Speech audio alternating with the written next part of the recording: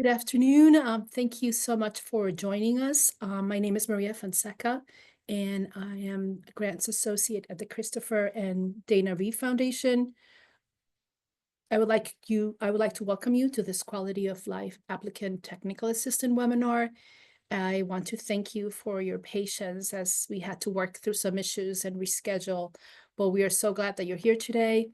If you need to turn on the closed captioning, there's an icon on the lower right. If you have any questions, please submit them in the Q&A instead of the chat, and the QOL will answer them as we go along. From our QOL team, Dan McNeil, he is the director of QOL, and Christopher Bontempo, our grants coordinator, will be answering questions. Please keep an eye on the Q&A. Some questions might relate to different subjects that you might be interested in knowing. This presentation will be available in our website in a few days. I am going to turn off my camera and share these slides with you. So let's get started.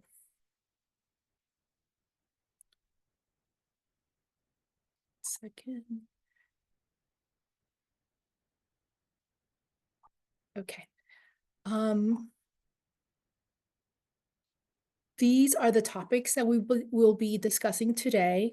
I want to tell you about the National Paralysis Resource Center and the Quality of Life Grants Program, the application process. Make sure, is it sharing correctly?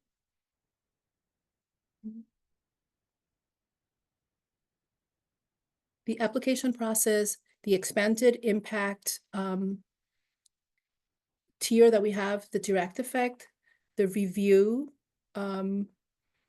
process and the grant selection, and the award notification.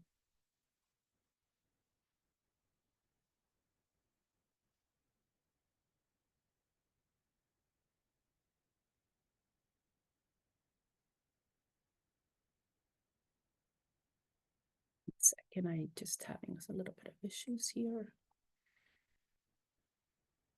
Okay. In partnership with the Administration of Community Living, the National Paralysis Research Center provides much needed information, programs, emotional support, and individualized assistance to Americans living with paralysis, and along with their caregivers, families, and medical professionals. The Christopher and Dana Reeve Foundation is paralysis focused, and we serve individuals living with paralysis, their families, and caregivers.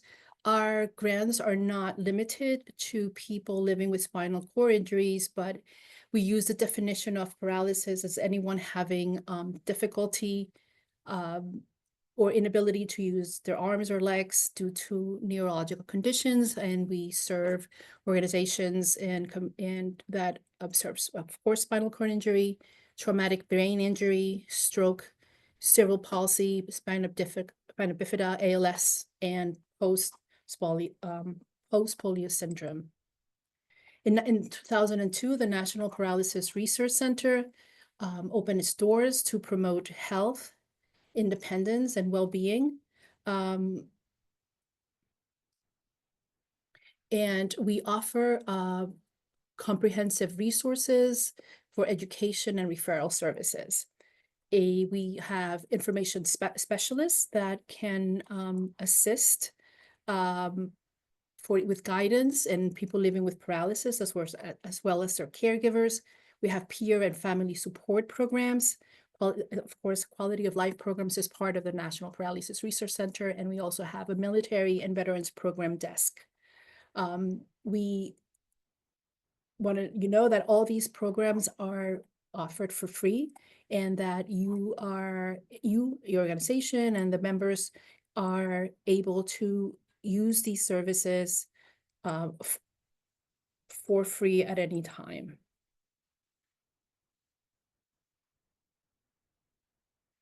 Our motto is today's care, tomorrow's cure. So as part of our today's care.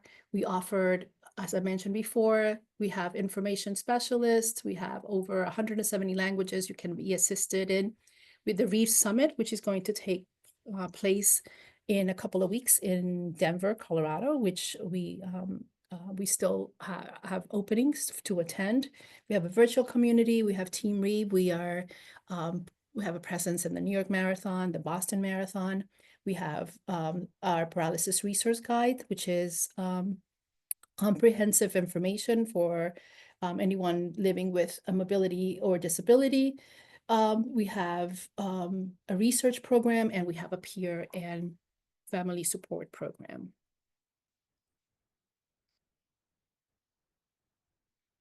You can, as you know, our grants are not available for individuals, but if you can reach to our information specialist team, and they can help you with resources. You can reach us by phone. You can schedule a call where they will call you back. We also now have a chat feature where you can send us a question, and those services are provided for free. Our resources are available to be ordered on the website. We have, as I mentioned before, the paralysis resource guide in different formats and we have it in a printed format. It's available in a digital format. We have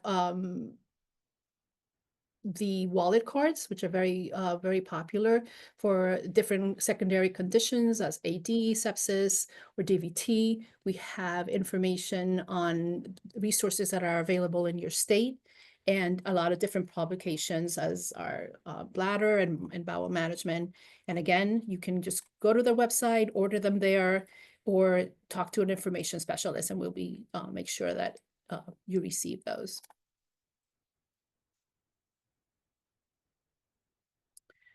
The important dates to remember are, as you know, the cycle is open. And again, thank you for understanding. But now finally we had to close our grant portal for a week, but now it's open, and we have changed the proposal's due date, which will be March 14th. The external review will take place on March 26th to the 9th. Our internal review will conclude on May 1st. The grants are awarded by the end of May, and the grant period begins on June 1st. I just want to let you know that Dana Reeve established the Reeve Foundation Quality of Life Initiatives, the Paralysis Resource Center. When Christopher was injured, Dana felt lost at a sea of information, and she began to navigate the waters of their new life. And Dana wanted to build a framework of support for individuals, families, and caregivers affected by paralysis. So the Quality of Life Grants program got its start at that time.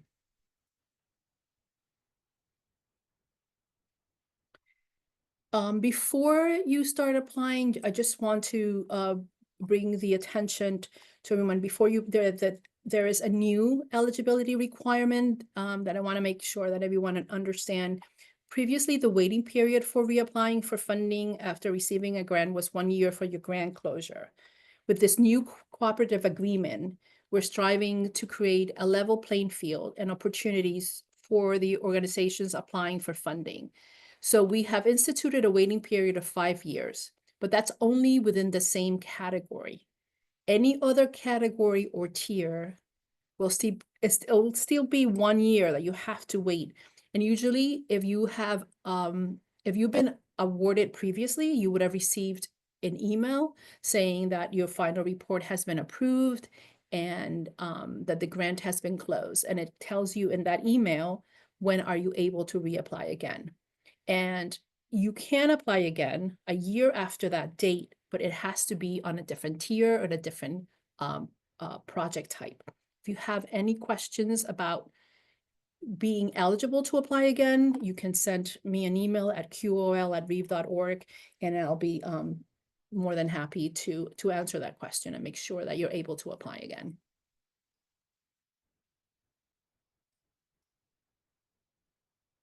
All the application tools are available on our website, the, the application, the guidelines, the People First Language Guide, how a quick guide to establishing evaluation indicators. We have videos and tutorials, and all of this is available on our website. You can scan the code and it will take you there. We just want to let you know that this is a very competitive process, and we want to make sure that you have all the tools that you need to submit your application. Again, our QOL grant applications are available and are to be completed on our grant portal. And the due date now is March 14th at midnight. Just please know that you can only submit one application per cycle per tier. I know sometimes I've had applicants ask, you know, can we, if we have 2 tiers, for example, like we have right now, expanded and direct effect, can we submit an application for both? You can't. You can only apply only to one of the programs. I just want to bring your attention at the beginning, the priority we were offering once when the grant portal originally opened, we had offered a tier for priority impact. This tier will be available in the fall cycle, which will open at the end of August.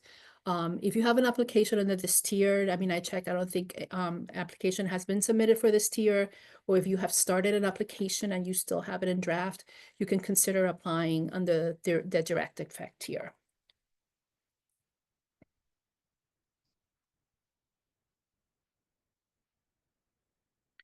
The tiers that we are offering for this cycle are direct effect, and those are for projects that will be completed within 12 months. Here we have some examples of funded programs in the past, wheelchairs for basketball, a glider, maybe a pool lift, to modify facilities with door openers or ramps, camps. We have a lot of different project types that are available for this tier. We're going to go over them in another slide. And expanded impact, and this is tier 5. These are grants for 100,000 and must be completed within 24 months. This particular tier is only for quality of life grantees who have been previously awarded. And this is for projects that had demonstrated successful impact, and now we want to expand that program to other areas.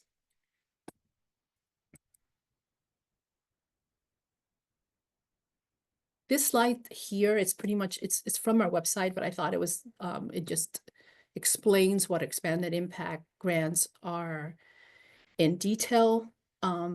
Again, for ones that have been awarded before, that where you can scale the program and have positive results than what you had offered before, but not like we say, not more of the same. It has to be expanded to additional settings, including, you know, large or local or national levels. It's take the program that you have, like, for example, it's not just you had a successful, let's say, adaptive biking program, that you're going to add more bikes. No, you have to, if you want to get more equipment, you have to be able, the goals of the projects have to involve that you're going to bring it to other areas and you're going to expand it to somewhere else.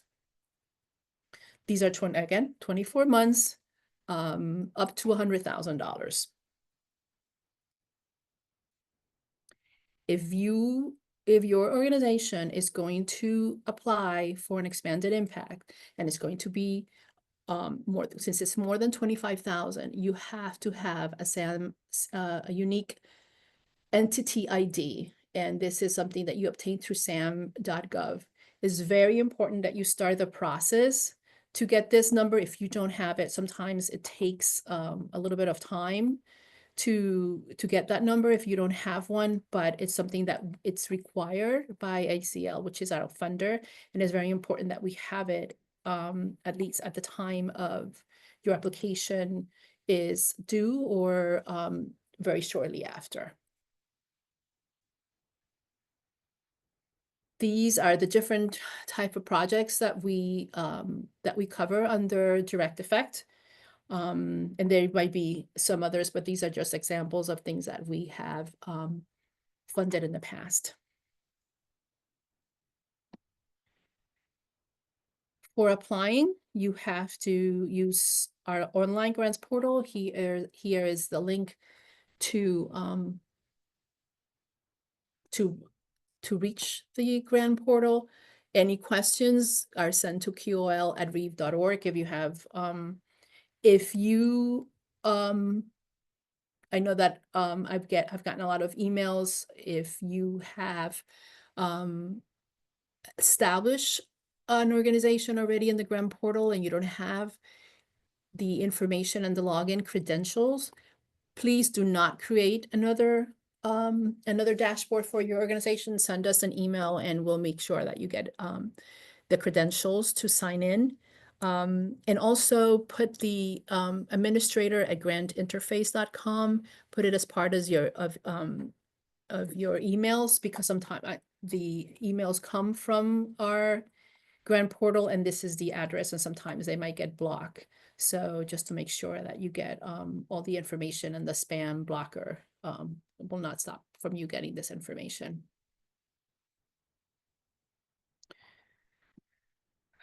As you all probably know, this is our grant portal page. And if you, again, if you have any issues with logging in, just send us the organization EIN number. We want to make sure that there are no duplicates, and we can show you and share with you the contacts that we have listed. Make sure that when you put in your contact information that you have a phone number and an email that we can contact you. Sometimes if there's more than one person that you want to put in there, you can do that. You can't just, they might not have login credentials, but just make sure that that your title and email and phone number is all current and is all there.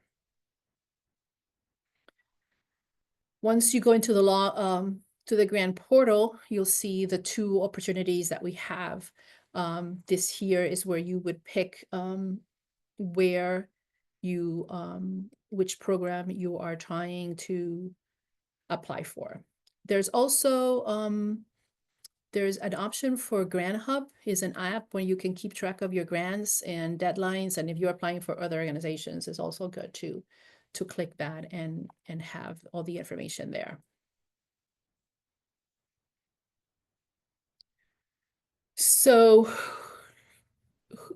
you will see these questions, there's questions in the application to make sure as you proceed that you are eligible to apply. So it's all nonprofits. You have to have an IRS, 501c3, tax status, municipal and state governments, school districts, colleges and universities, recognized tribal entities, and other institutions such as community health centers or veterans hospitals. The organizations that are not eligible to apply are any for-profit, any fiscal organizations acting as a fiscal sponsored. If a fiscal sponsor is applying on behalf of a 501c3, if you don't have if it doesn't have its own tax determination or part of a chapter of or a national organization that is a 501c3 nonprofit, or if it's a 501c4 that does not have a 501c3. If you currently, like I mentioned before, have a current or open grant with the Reeve Foundation, regard of the tier that has not met the mandatory 12-month waiting requirement to reapply, you cannot be considered for this cycle. Previously awarded grants may apply for the cycle only after 1 year of the closed of the prior grant, and then based on the notification of the grant closure by the Reeve Foundation. I also want to bring to your attention, because we have had a couple of times where this last point where it says conduct businesses or uses vendors outside of the United States. We have in the past had some great programs, but the vendors or the suppliers are outside of the United States. For example, I know we had somebody like in the north um, part of the country that had an adaptable skiing program. The equipment was being, and the quote was from a vendor, let's say in Canada, that cannot be allowed. We also had a program that it was for beach access, and there were these great chairs, but the vendor was based in another country in Europe. So we could not accept that application. So just make sure that all your vendors and all the businesses that the organization conducts is in the United States. The application is going to ask you all these questions again. And I know it's kind of like a lengthy part of the application, but it just wants to make sure that as you start the application, that you are that your organization on the project is eligible for funding.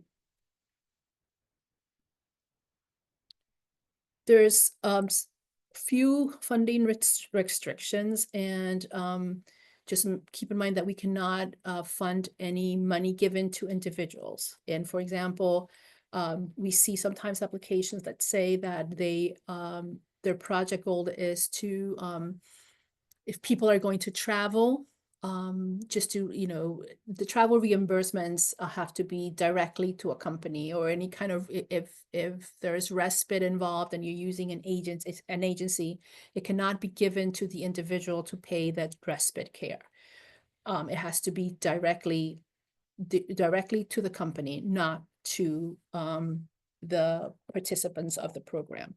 Also, we cannot fund T-shirts or uniforms, food. Sometimes, just keep in mind, if your project is, for example, it's a camp and they're going to, let's say, an amusement park, or sometimes, or just activities in a camp that might have like involve things, sometimes it's as basic as we had one that's, like bug spray, or a T-shirt, water, none of that when it comes to meals, or what it could be considered a gift can be included in your budget. We cannot fund research of any type, and we cannot fund therapy. Now, however, if it's a program that is assisting people living with paralysis to participate in an exercise program, those opportunities are allowable. Programs that use a physical or occupational therapist to work directly with people living with paralysis are considered to be part of this this therapy. Exercise opportunities that are facilitated by someone, like for example, with a bachelor's degree in exercise and is conducting this program, or a certified fitness instructor, will be an allowable expense.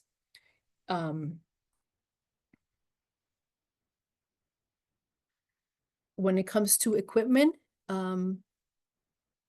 we have a couple of new items that have been added to the guidelines, and I want to bring your attention to the fact that we cannot fund repairs to any pre-existing equipment or technology.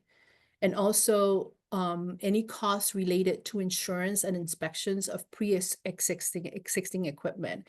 So just when you are listing your expenses, it has to be based on the timeline that the grant is covering. So you cannot, and also, for example, if there's storage cost and you're listing storage cost, it's on, let's say, for example, the storage cost started in January, the grant is starting in June. So you cannot put that yearly and your charge for the storage unit for starting in January. You have to prorate it basically to what the time period that it covers the grant. However, any maintenance costs are included for newly purchased equipment that's eligible. And our grant will support in new purchases and new significant upgrades to ensure a long impact and sustainability through the long closets. We can fund equipment and sometimes if they're going to be for individuals, it has to be through a long closet through a specific time. Usually is about 4 to 6 weeks, and sometimes up to 9 weeks, 3 months, depending. And this, especially, excuse me, if it enables individuals to try it out and get familiar with, especially AT or any durable medical equipment before they acquire their own. Open-ended and long-term long closets are not going to be considered. And I know a lot of times we've gotten requests for ramps at home, at people's homes, and if they're going to be a permanent fixture, they're not allowed. Sometimes for I know that for organizations that serve people with ALS, we work with those a little different. And if you have a question, you can send that question to us. But just keep in mind that a ramp but is not going to be allowed in someone's home unless there's an understanding, and the way that the organization works is that eventually it's going to be returned for somebody else to use. We also can fund any equipment that is going to provide access or promotes independence, as long as they are not given out to individuals or to remain inside. And examples of that are transfer chairs at a community pool, stair lift, an examination table, and some as such. Also, as you know, anything that promotes independence, like a scale in a doctor's office or in a health community center, and also equipment that can be purchased under the nursing home transition grant program. So you can look at that in our guidelines if that's something that you're thinking of funding. When it comes to construction, we cannot fund major construction. This is a little bit of a lengthy slide, and like I said, all of this is in the guidelines, but just keep in mind that insurance and repairs and storage cannot be funded. Construction can be funded if it's for simple, accessible, like for example, bathroom modifications. The bathroom has been modified, it's constructed, and you need, for example, an accessible sink or anything in the bathroom in terms of equipment, we can do that. Like grab bars or toilets or sinks, but not a new bathroom or a major renovation. When it comes to lifts or elevators, we can, fund some of the equipment, but we cannot fund the major part of the construction, like the elevator or the excavation of the construction of the elevator of the shaft. Also, this is new in our guidelines, just to want to make sure everyone aware that we cannot fund capital improvements or long-term equipment purchases for properties that are leased or rented. And this restriction helps ensure that the funds are used to benefit the grantee organization and its clients directly. Sometimes there are exceptions. I know that we have gotten a question on an organization that has a lease that it's a 90-year, they're renting a space to conduct some programs in a location that the lease is like 90 years. But of course, we want to fund something that is going to be keep providing benefits to the organization itself and its clients. For new playground construction, the construction of a new playground is not eligible for funding, but we can fund if if there's maybe certain equipment that it's is going to be brought into the playground to make it accessible for other, for people to participate. We can fund something that is older or non-accessible. You can request funds for the replacement of older non-accessible playground. Sometimes the path to reach some of these playground equipment that can be funded, but a brand new playground where there wasn't any, that cannot be funded. but minor relocations of playgrounds that's allowable. Sometimes you can move the playground that that it's already there, move it somewhere else and make it accessible. Part of those expenses we can cover.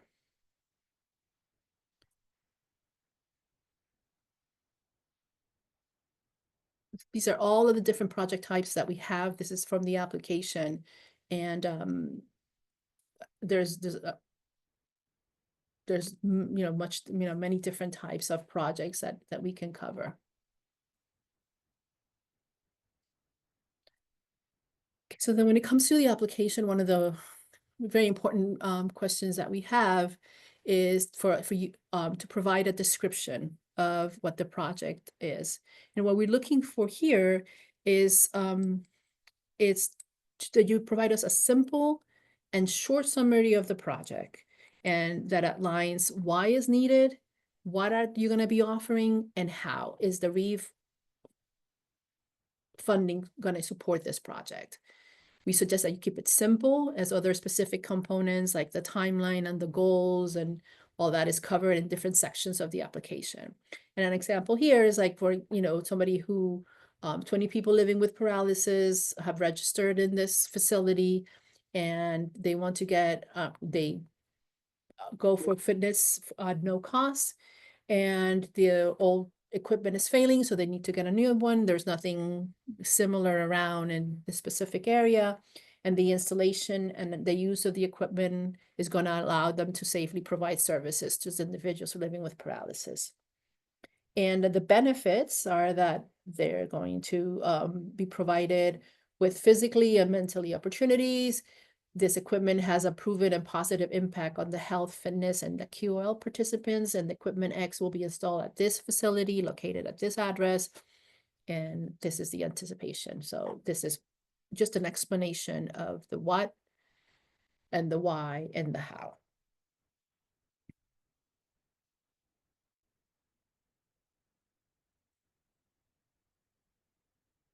For the goals, what we want to see is that what is that you want to achieve as the result of this project, and what will you be doing to achieve them? And for the example that we mentioned before, is to increase access to the fitness opportunities for people living with paralysis by offering X number of free training classes to people with paralysis. This classes will be led by a certified professional who will assist participants in achieving their goals. The next part of the application is going to ask you, this is very important because the timeline is sometimes it could be a little bit challenging when it comes to the timeline, but just make sure that the project, if for this tier, if it's direct effect, you are going to complete it in 12 months. And when it comes to the timeline, we want to see the project timeline of the major project activities from beginning to end, including the start dates, the benchmarks, and the end dates. It's very important, and also that it's very important that that we have that information there, and that is there are not activities that have started before the grant timeline. So sometimes people go back months of other things that have been happening. It's important to bring it from the beginning of the grant for the timeline to the end. We also want to see the expanded impact and describe the extent of how is this going to be significant, how many people are, what is the impact on the target population or caregivers. And we have an example here of a free beach access program will have a long-lasting impact on people with paralysis and their caregivers. The program will provide a feeling of inclusion and connections with others in a fun and safe environment. The project timeline is very it's important, like I mentioned before, because we have seen once the grant has been awarded and it's time to complete the reports, we have seen an influx of extension requests or based on the timing of the expenditures. So there, of course, there's situations that sometimes cannot be controlled, but for this timeline, make sure that you're taking into account let's say, for example, if a project follows a school calendar, that that the timing of the grant matches your program, not the school year, because there might be activities that have started in January, but and you're listing and going back to that on the timeline, but the grant, started in June. So just make sure that when you're applying for a grant, that it aligns with the timeline and not the school year or the semester timeline. Also, when you're ordering equipment, that to the best of your abilities, that you're sure that is going to, that you're, when you contact your vendor for the quotes, that you are going to be able to have that equipment on time, and you have if it needed, a place for its space and a place for its storage based on the dimension of the equipment and the storage specifics. And please know that no exemption for failure to follow these guidelines are going to be granted. Another thing also that I want to mention, and especially when it comes to construction of playgrounds or anything, especially in cities or sometimes in universities, that when you're applying for the grant, that you're ready to go on this. Sometimes, the plans haven't been approved, or there's just certain, there's certain things that are not in place to start any type of construction or modifications that need to be done. So because then if you need to wait, 6 or 7 months, that's just half of the grant timeline has already passed. So when you are applying, just make sure that you've taken in consideration all that. And we have 2 cycles a year at the QOL. So direct effect is going to be offered again in August. So if for any reason your project doesn't align with this this timeline, just remember that this is going to be offered again in August. Expanded impact is only once a year, which is now at the beginning of the year. But in August, we'll be offering direct effect, and we'll be offering priority impact. When it comes to the number of people being served, there's a minimum of 3 for the grants to be considered for funding. I know when it comes to this number, we know that it's difficult, for example, like if it's in a park or a gym, but to come with a specific number. But this number relates only to people, the people living with paralysis or mobility issues that are going to be part of the program. We ask you to be realistic with the number. Sometimes we see these huge numbers that for example, we had one where it was a performance in a theater that we had helped fund facility modification. So the number of people living with paralysis served is just, taking into account how many seats are going to be taken in these performances, but not every single not and assuming that every performance is going to be sold out. Just have to be realistic, and with the number that you're listing here. And this applies to the number of people that are going to be served during the project timeline. So in this case, for 12 months, let's say how many people you plan to serve, how many of the caregivers are going to be impacted, and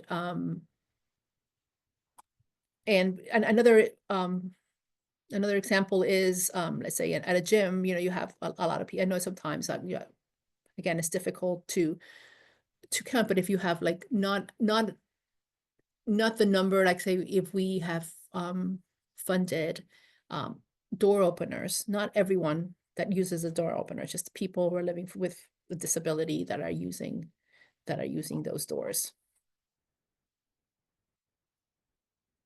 If you need information on where to find area data to complete some of these questions, you can go to these websites. And again, you'll have access to this once you have the copy of the presentation, but here you can find online tools to let you know the disability data for every county in the United States.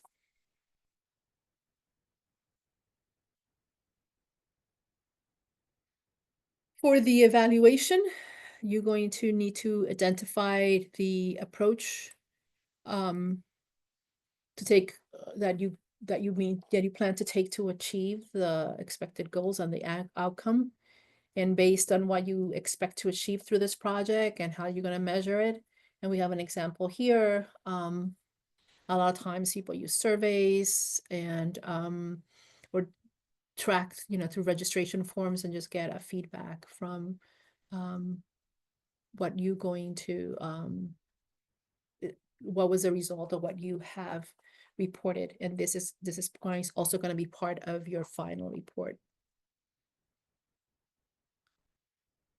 One very important part, it's the budget information. Now, for direct effect, the minimum is 5, the maximum is 24, and for the expanded impact grants, the maximum is 100,000. We have a new budget template, and you need to use the budget template that is in the application, and it's an Excel spreadsheet, and you need to use that form to submit your expenses and your budget. These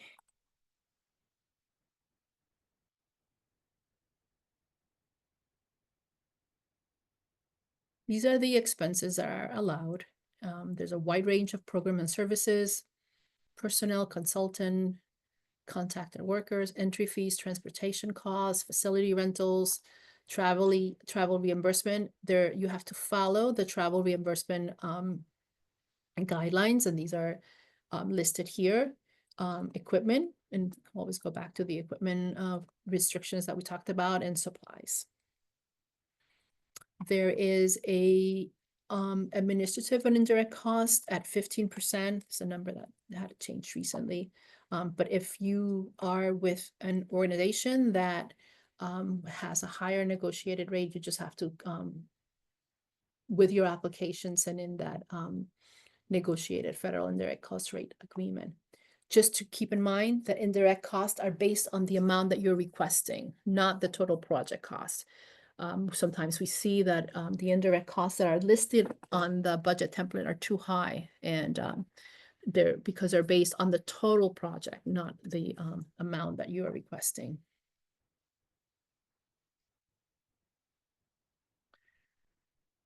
The budget template goes along with the narrative.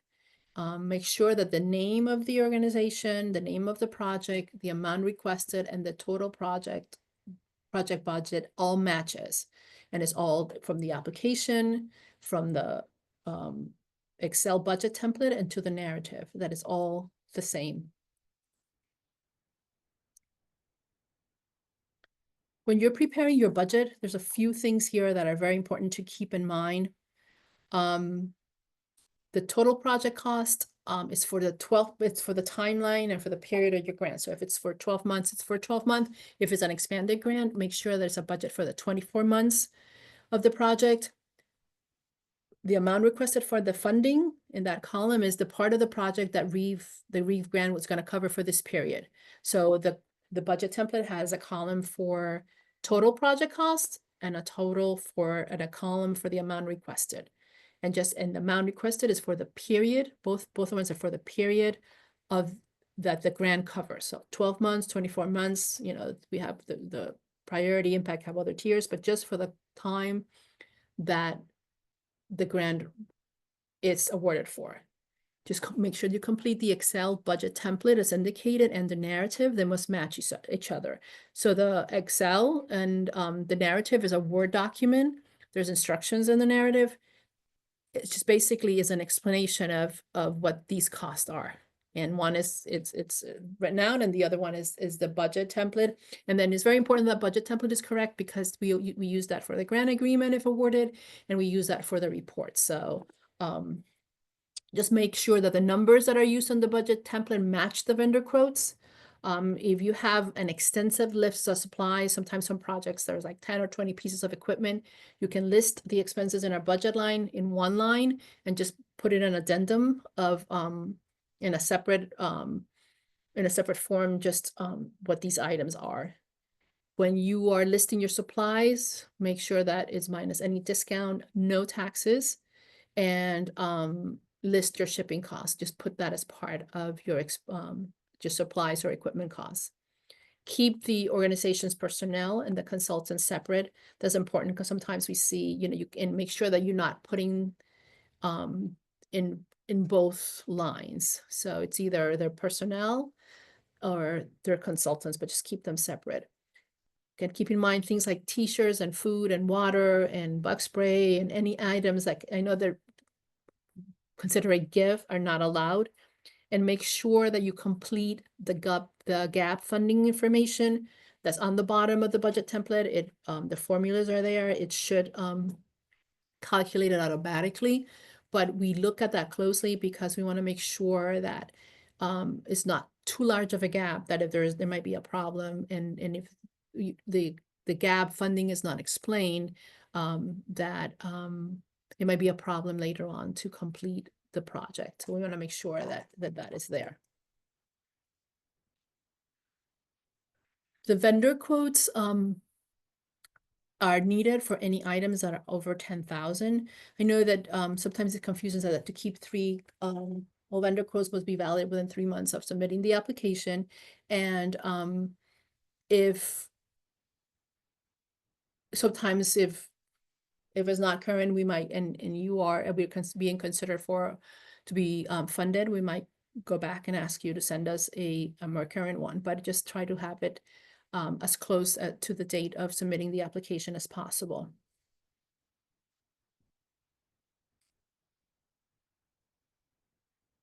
For the project contingency funding, we just want to know if there's any, what would be your plans and, what would happen to the project if the grant is not awarded. The mission statement for your organization should be a list of who you are and what you do and how you do it and the reason your organization is in place.